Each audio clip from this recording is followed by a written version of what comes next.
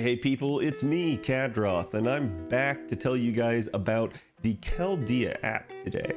So for those of you guys that don't know what the Chaldea app is, it is a servant planner, account planner type tool that I've been using over the past couple months.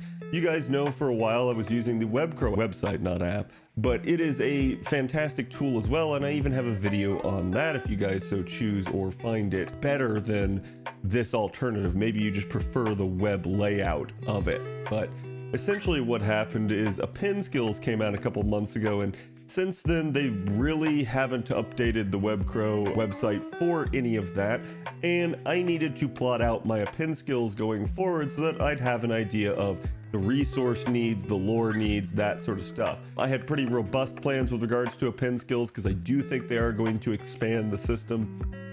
And so that is something that I really wanted to make sure that I could do. And unfortunately, webcrow wasn't actually able to address that. So instead, I started looking for some other alternative. And I turned to my friends and they suggested I try out this new app called Chaldea. And what this is again, it's a servant planner, but you can get it on mobile, you can get it on PC. It is account based, so you guys can actually kind of move your stuff in between. You can have your stuff ready for you on the go on your phone, or you can have it for you on a PC if you're trying to handle it in a more format friendly layout. But either way, it actually works well in both those cases. So I'm going to go through it with you guys today and help show you guys the ropes. Now, this is not meant to be an exhaustive guide on the app. In fact, still after months, there's a couple of features I'm not super familiar with, but I'm going to talk to it to the best of my ability with you guys. So let's go ahead and show you guys the app and where to get it. All right, so let's talk about where to get the Chaldea app. So for starters, I want you guys to come up here to docs.chaldea.center, and that should pull it for you. You can also go to chaldea-center.github.io, and both of those will lead you to this page. Now, this is sort of the entry page you guys can see, and it sort of talks about everything that the app is capable of. Again, this is actually a Chinese-made app, but it has been translated to English, and a lot of it is fan translated. So it makes it a very quick and robust tool because you don't have to wait necessarily very long for any sort of update to happen. In fact, that's one of the reasons I've really enjoyed using this app so far is most of the updates happen the day that FGO updates. So it's very, very, very quick on the trigger to get itself updated and allow you to see, you know, the new things for a new unit, or again, the new materials being added to a shop or something like that. So again, once you're here, I want you guys, and there is a user manual if you so choose, but click on installation here, and this is going to bring you to the installation page of sort of their website here. And you guys can see it is capable of just about everything here: Android, iOS, Windows, Mac, and Linux. So it's just telling you guys the system requirements in order to do it. If you want to do it by Google Play, you have a link right here. App Store, you have a link right here. You guys can also find them via the app stores on your devices by searching for them there if you so choose. So you don't have to come this route if you don't want. But for everyone else who wants to do it on, say, Windows or another PC type, I would recommend reading all of this stuff. But essentially, just come up here to where it says GitHub release and hit releases, and this is going to bring you to the GitHub page. Now, GitHub is confusing for people that aren't coders and don't ever use it. So what I want you guys to do is I want you guys to come up here on the left side up here in the top left and click code. If you click that, that's going to bring you actually to sort of the main root of the thing, and then come over here to code again where it says this, drop it down, and then hit download zip. This right here will get you everything you guys need for GitHub. And then obviously you guys are going to need something to unpack the zip file and make sure that you install it correctly. Okay, so now once you guys get the zip file unpacked and you get it installed and open the app here, you guys can see the Chaldea app's very simplistic, very easy. You guys can see just as a splash screen here in the intro, you've got the rotating banners. These can be set up to be any and all servers. I believe it covers both the Chinese, Korean, Taiwan, US, and Japanese servers. So I have it set, I think, to just Japanese and US, because those are the only two servers I play at the moment. But you guys can customize it as you will, and that is going to be under the settings. And realistically, you guys can see I'm in dark mode right now. So one of the first things you guys are going to want to do is you're going to want to come down all the way to the bottom down here where the settings button is, and click this on. And you guys can see you're going to want to set up a username for yourself, set up your account, come in here and do that. Again, you guys can change passwords, do whatever you want, but it's critical that you do this so that you actually have an account on their system, and therefore you can migrate your data between different devices if you so choose. So again, between PC and mobile, or so that you can back up your data so that it doesn't get lost if something were to happen. So all of that is here in this stuff. You guys can see, you guys can set to what server you want to play on as well. You can switch between different accounts. That's always been a thing. And you can sync stuff with the various servers. There's also going to be your own user data. Again, you're going to want to make sure that's stored somewhere. Make sure that it's just not somewhere like your downloads folder that you're going to delete accidentally or something like that, or maybe on your desktop. Give it a more permanent location if you so choose. But again, that is a thing that you're going to want to do. There's also going to be backups. You can see a history of the backups that you have basically in there. And then there's also going to be ways that you can reset the data as well. But down here under data synchronization, under user data up here, is going to be where you have the ability to upload and download your backups to whatever device you're on. So that's the important thing to note whenever you're switching between devices, or whenever you've done a lot of work in the Chaldea app, getting things projected the way you want them to. Maybe at that point afterwards, upload a backup so that you have that, and that's a good restore point should anything happen. You guys can change the language right here under the general settings. And then a big one right off the bat that a lot of you guys are going to want to change is to dark mode, so that this app doesn't burn a hole in your eyes late at night. There's also various other display settings you guys can customize in here. And then there's a little bit of an about thing on it, and so showing sort of all the resources they use for data sources.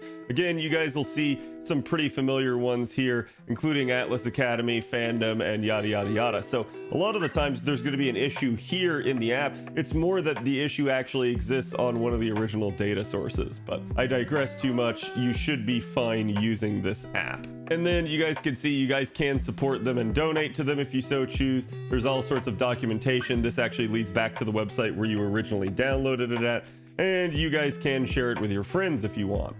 But again, that's pretty much it for a quick run through of the settings. All right, so now I'm going to give you guys a walkthrough pretty much of this screen and all of the things you guys can do in the Chaldea app. Again, when you're on desktop here, this is going to be the one that we're actually going to be reviewing here.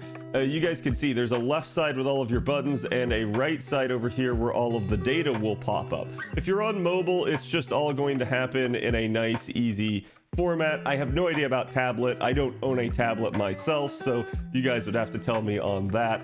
But again, you guys will see what I'm talking about right here. So the first thing is a servant list. And there's a lot of stuff you guys can do in this. You guys can filter it. You guys can search for what you need. Do be careful with freshly released stuff, as it might not be immediately translated. So you guys can see there's still like the Japanese names and such in here. And again, it can also have the Chinese names depending on your language. So one of the big things you want to do as well is make sure you have that language set to English. But occasionally you will run across parts of the app that are not going to be English translated yet. Don't worry too much about it. It's just like playing on JP. You guys should be able to see what it is via the icon or something like that, and have a brief idea of kind of what you're dealing with. But again, this is a nice tool for basically looking at all of your servants. And you guys can see I can click into Liz Ryder here, who's new as of the filming of this video, and see that over here on the right side, I have the tools necessary to set her ascension levels.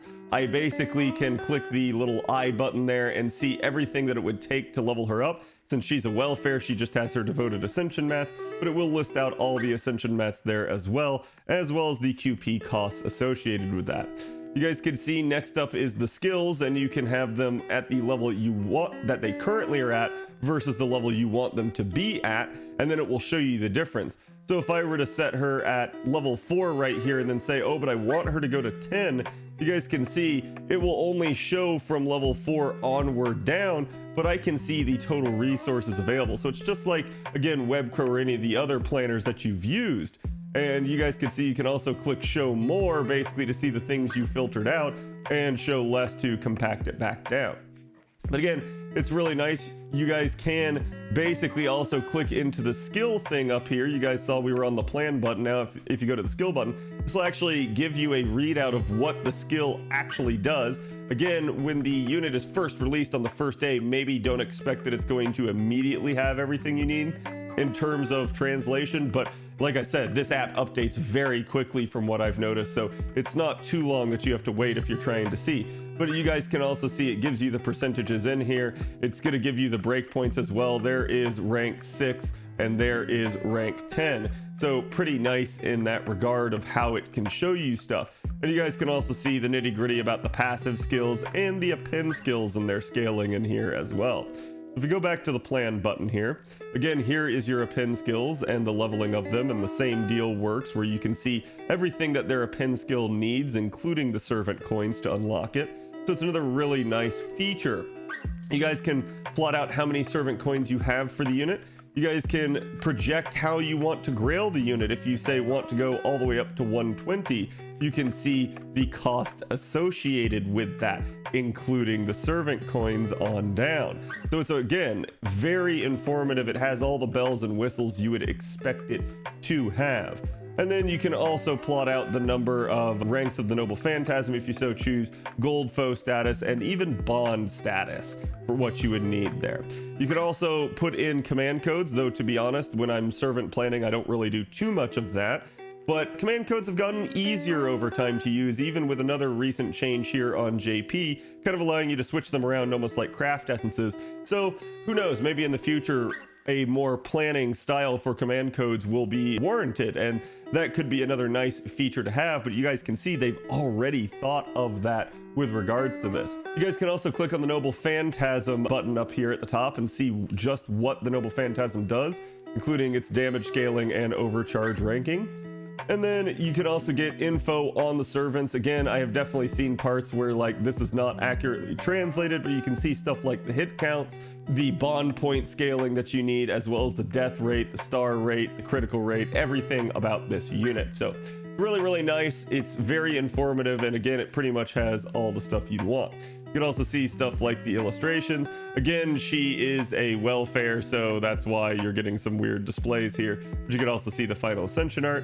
And then it looks like you can also see the sprites. Now, like I said, again, just keep in mind, whenever a unit first releases, I would not expect them to have nearly all of this uploaded. Just, it is a thing. And you could also have voice lines and stuff uploaded in here that you can even play. I'm not going to do that for DMCA purposes, but it's a very, very useful tool. And again, this is all just in the servant area. You guys can see all the way up at the top up here as well. You guys can filter it basically for whatever you want. The first one is all classes. Second one would be Saber, Archer, Lancer, Rider, and so on, even into your extra classes up here. And then we also have Pretender. And then yes, there are things like the beasts that are in here that are not actually summonable yet. But like I said, you can see it's a very robust thing. You can filter depending on what you want, even by type of Noble Phantasm, even by duplicates as well. You can change the layout in which it's displayed. So you guys, if you don't like the listing format, you can display it as a grid like it would be in your game. And you can also show people that have costumes, for instance. So that is another really interesting feature about this. But you can filter by rarity. There's a whole bunch of other stuff down here as well. You can filter by your plans. And we'll go over the plans in a little bit and how you can set them up. And then there's also priority orders that you can assign to them if you so choose, if you really want to get in here nitty gritty. And then even all the various traits and stuff like that. So really, really nice. You can even filter by their skill capabilities. So again, it's a very, very robust tool, and that's why I wanted to show it to you. Next up, you guys are going to end up having the craft essence list, and you guys can see again, like we've got some early ones here that maybe not everything is translated, so don't worry too much about that. It will eventually be that way. But yeah, again, this is a very, very useful tool. Here's one from the new Halloween event that is translated because it was, again, the bonus CE that also gave starting charge. So it was somewhat important for them probably to have this one translated, but it makes sense. It also will show you guys who the characters are that are depicted in the CE. It's another really nice feature. You can actually look up who's in what CE and whatnot. So again, another really nice thing, and same deal, you guys can filter by the various effects and what the craft essences do. So this is really useful for those of you guys playing on a foreign server that you don't speak the language of, and maybe you're trying to find a craft essence that just has these effects. You can make it produce a list for you. So again, really, really, really nice. Next up, you've got the command codes, same sort of deal. The filters are all at play. You can see kind of what the command code says, who's depicted in it, and what it does. So really, really, really nice. Next up, you're gonna have your item sorting. So again, this is gonna be right here, the next button on the list. And this is where you guys can actually plot out all the items that you have currently in your Chaldea. You can also use this to, again, do it for your skill items and your ascension items if you so choose, if you're worried about not having enough of them, especially on the ascension items part for a lot of you newer players. As you guys can see, you can also turn on your events and how much you'll get from them. This is largely similar to the material spreadsheet that we have as one of the projects that we have on stream. Do understand though that this is going to be recording things a little bit differently than any other material spreadsheets that are out there. It basically, from what I can tell, takes only guaranteed stuff, like from the shops. It does not necessarily even include guaranteed drops from the nodes. Sometimes it does, sometimes it doesn't. We've noticed some inaccuracies with that. So it is what it is. But even still, it should give you a ballpark idea if you turn those all on. And again, you guys can see it'll also project based off your own plans just how many you have left to get. So this is a really nice thing, but this is where you guys are going to enter the amount that you want here. So you guys can see I have 3824 here, and you can see how it changes as I type it in. So another really nice thing, you can also put in your QP up here at the top and go all the way on down if you so choose. There's also going to be this little button down here that has event. If you tick that, it will give you everything you need from the events, but you do have to go into the next section, which is the event section, to turn them on. And if you want to turn them on, you've got to slide them all in that way. Again, there's also ways to show like outdated events. You can reverse the order of the event. You can see there's limited events up here, the main record events, which is going to be your lost belt type stuff, exchange tickets. This is your monthly ticket that can get you one of 3 choices of mats that you get every single day throughout that month.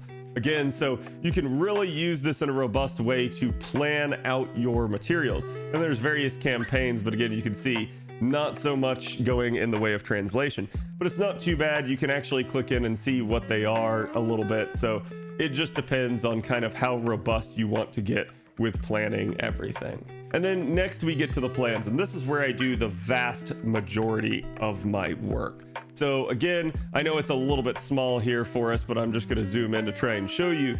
You can see right here, here is Writer Ellie, and you can already see some of the plans that I have for her in that regard, although I don't think I finished her. For instance, here's Oberon, and you can see I have him plotted basically to go from 0 to 4 ascension, from his skills 1 to 10, and then these would be the append skills, and you guys can already see I've already plotted out his appends. Basically, I'm going to take his mana loading to 10, and I'm going to take the other 2 to 9, because they're actually going to be somewhat useful given the fact that he's a support unit that's going to be in my party a lot. I could explain the rationality behind my appends in a later video, especially hopefully when they make the appends a little bit more robust for us. This is a nice thing, and you can come in here and see basically everything that you want to do. So if I want to set up Ellie, I'm going to throw her in at 0 to 4 just to look at her skills right here, just to give you a brief preview. So she actually does get NP gain off of this, so that could be really nice for her, but she's predominantly going to be a buster unit and not so much trying to refund with her cards so much as doing it with her charge. And as you guys can see, her third skill basically gives NP charge of 30%, as well as a star bomb. That is a skill I'm really going to want to max in order to make her most effective, both just on her own as well as with someone like Koyanskaya, where we can maybe double up the skill. And that's actually one of the crazy things of her third skill, is it's only on a 4-turn cooldown when it is lored, so you can really get a lot of use out of it. So it's definitely a skill I want to lore. And then there's also going to be this skill right here that's predominantly going to be a lot of her damage output. So essentially what I'm going to think here is I'm going to come back and look at the planning and basically go like, okay, well, what does it take in terms of skills? And I could say like, oh, you know, I have these mats all the way up to here, but then, you know, maybe on downward beyond this, it starts getting a little hairy. Maybe I don't have the divine spherical veins or the aurora steel that I need maybe to finish off her stuff. So I'm going to look at that and I'm going to go, hey, I want to take this skill to 10. And I'm going to look at Red Hood Slicer and maybe say, hey, I want this instead at 9. I don't want to use the lore necessarily on it because, as you guys know, going forward, append skills have been a little bit spicy in terms of now, like if you want to max out a mana loading skill, you're going to need a lore for that. So that lore that I'm not spending right here can also be spent on mana loading instead to have her actually start with 20% more charge, nice and even. Snow White Princess, like I said, I could probably get away with that skill at 6, but depending if you really like the MP gain, you might want to go a little bit higher with that. And then mana loading, like I said, yeah, I'm going to probably put that one at 10 just to give her that extra oomph and how I can start her out with different craft essences. Having a 30% charge is really nice with mana loading because it basically means that you can pop that on turn 1 and have 50% charge just from that.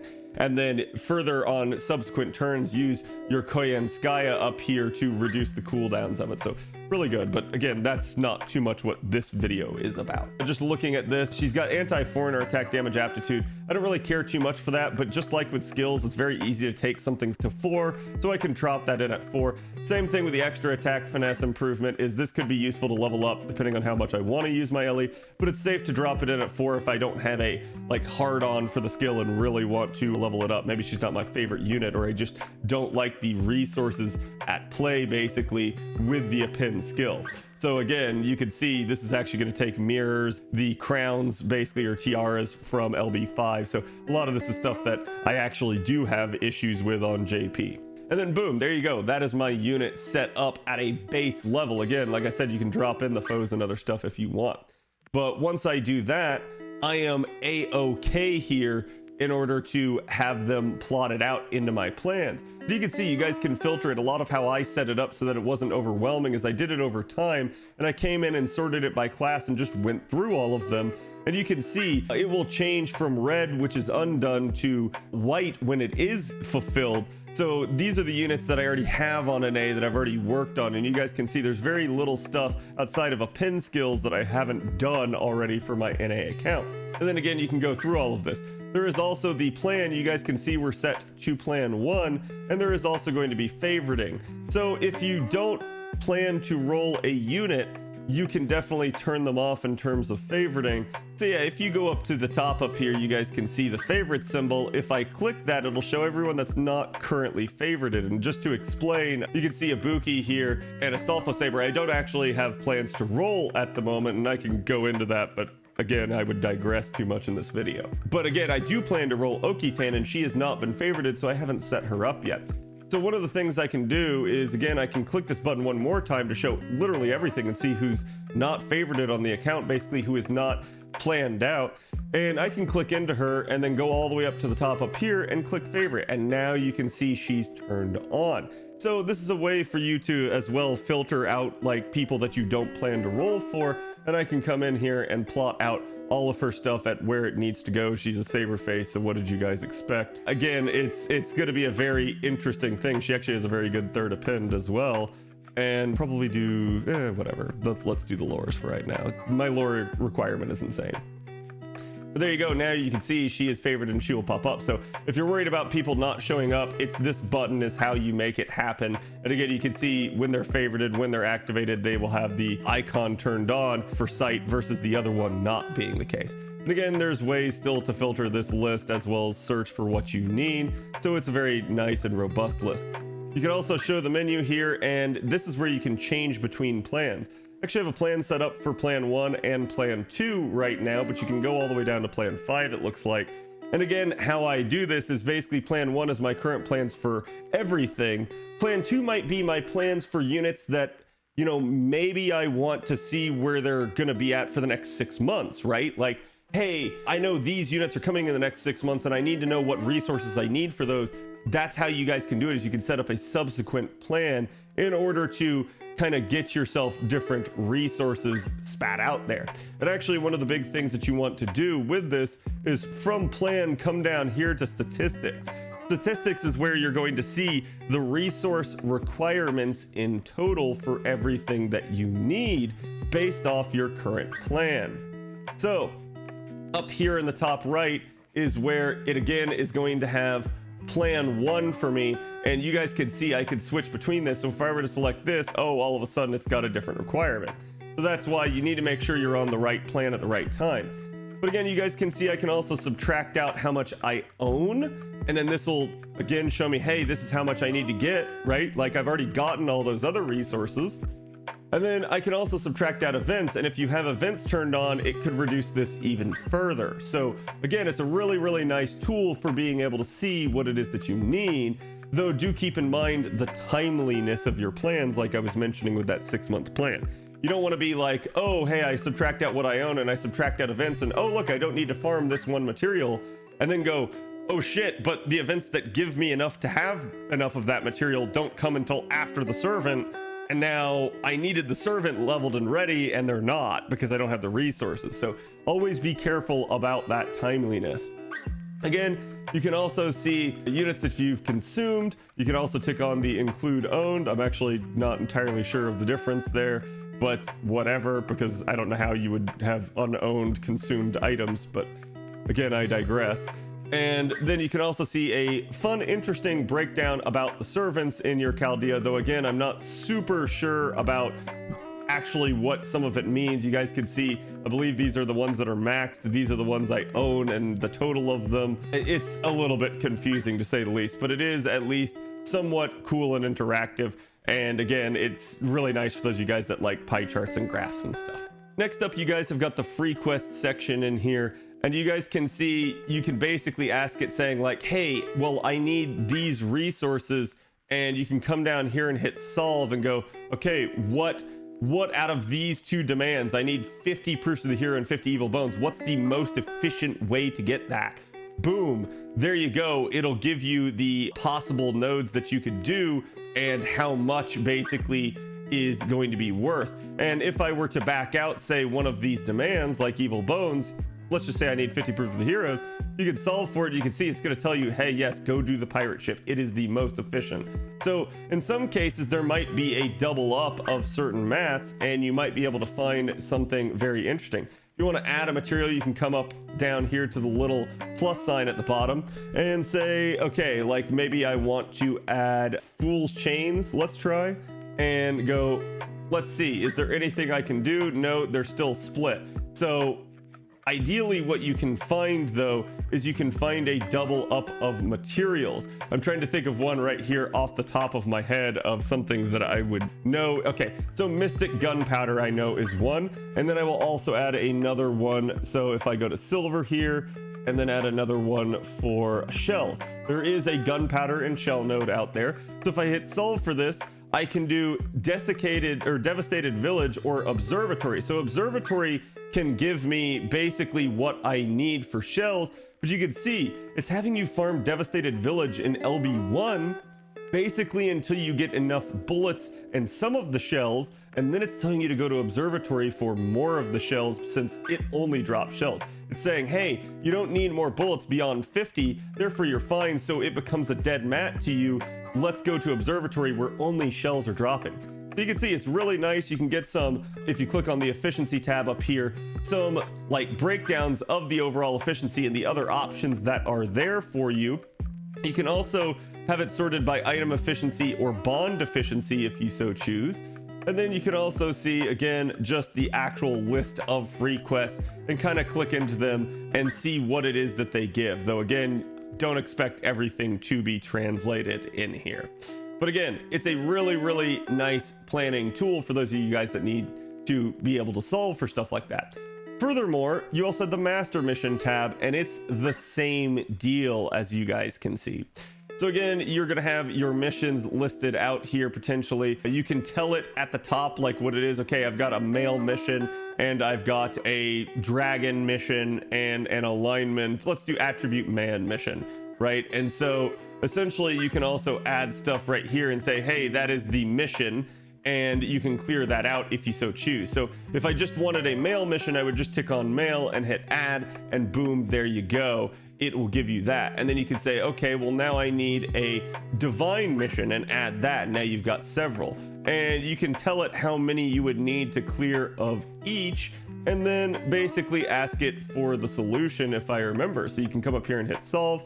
And then there you go. You can see here are the options that it will give you that have male. Here's an option with divine and male. And so you can kind of plot out and figure out which one is the best one. And it's telling you that the solution would only cost you 28 AP, and it would be to go do Doremi and the 67th settlement. Again, I'm not actually sure which one that one is. It looks like it's Lost Belt 2 and Goddardammerung. So it's a very useful tool. You maybe don't necessarily have to go look it up. You can just drop in here and figure it out. Or maybe you don't have access to something that gives you the easy solution like Reddit or something like that, and all you have is the app on your phone. Boom, there you go. You can figure it out. And again, this does not require web connection either. So if you guys were in some sort of weird thing, as long as you had the app downloaded, it should be able to tell you this info. You can do it by servant class. So there's general trait, servant class, servant trait, enemy class, enemy trait, and battlefield type, if they were to so choose.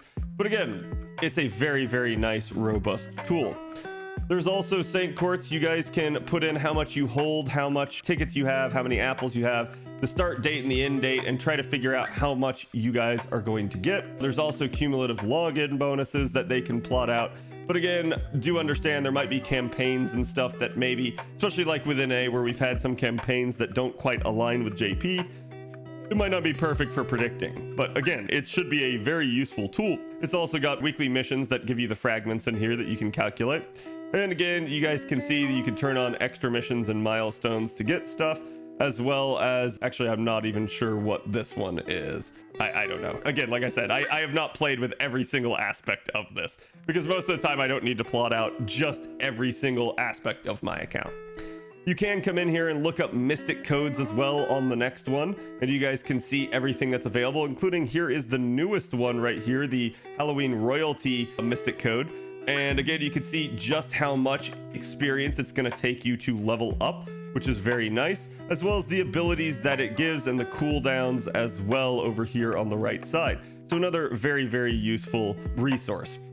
You could also search for various different types of buffs in here. I'm not sure. I believe it's a buff to a unit, so you can see just how much like they've been enhanced. So let's see if Lily has it. I don't know, but I believe you can come in here and go filter and say, okay, no, yeah, this is the same thing as when we were in the servant thing. This is basically just, yeah, I can filter for an NP damage bonus against a trait, and it will spit out all the people that have bonus damage against the trait, like Gil, who has bonus damage against servants, or Siegfried, who has bonus damage against dragons.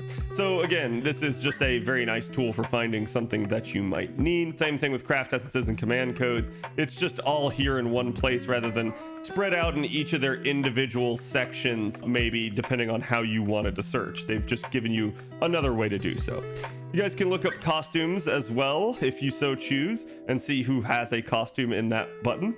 There is a summon simulator in here if you, again, want to. You can basically click on the simulator and say, wabam, and look, there you go, it's simulated, and there you go, I got shit. So it's pretty accurate in terms of predicting your rolls from the gacha in that regard. You're gonna get fucked. And then Freedom Order over here is an old app, I believe, that happened on JP. I don't believe it's available anymore, so don't worry too much about it. They just had support for it back in the day. There's also a voice actor list, so if you wanted, you can come in here and say, look, it's Kana Nobutoshi, and I can drop this down and see, look, they voice Ku as well as Orion. So it's a very nice, useful tool if you want to see who voices someone else. Again, you can search if you so choose. And obviously there's going to be people like Ayako Kawasumi who have just a ridiculous number in there. There's also going to be your illustrator list. This again could be useful. There are some that are unknown here, so just keep that in mind. But there is someone like Akita Ken who has done a lot of things, including the base command codes, as well as several of the Valentine's craft essences.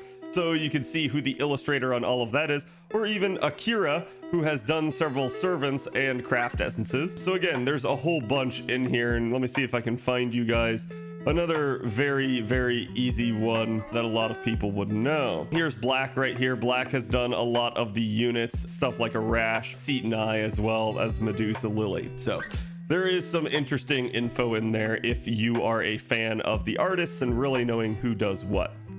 You can also look up enemies. I haven't had any real use to look this up too much, but it can give you the attributes in here. Just be careful, guys, because every once in a while we do come across some things, like if you're trying to do lotto planning. We did have one year where it was like, oh, Enkidu was, I believe it was Enkidu was Sky, but instead we got the Kingu version, and so it was Earth. So be very careful with that you don't somehow get the wrong thing if that's what you're using it for. But again, it should be fine if you're just coming in here to see like the death rate or something on an enemy type. There's also an experience card calculator. This is also a very interesting and enlightening tool if you really want to see it. So again, if you're wanting to tweak this, come up here to the top where it says 1 through 90. It's going to give you this drop down at the bottom, and the first thing should be 1 unless you're already at 90 or something like that. But let's say I wanted to take this unit all the way to 100. I could select that and you can see it move the 1. So just come over here and click 1 again, and there would be the level range. And this is the amount of 4-star embers it takes in order to take someone from 1 to 100. It's 626. If I wanted to turn on 5-star experience cards, I can see just how much it would take. It would take 206, and then 8 potentially of these would be the most efficient use. So you can see it will give you breakdowns of that. And you could also turn off same class, which you can see that's if we don't have all embers or something like that, like you're using an assassin card on a rider or something like that.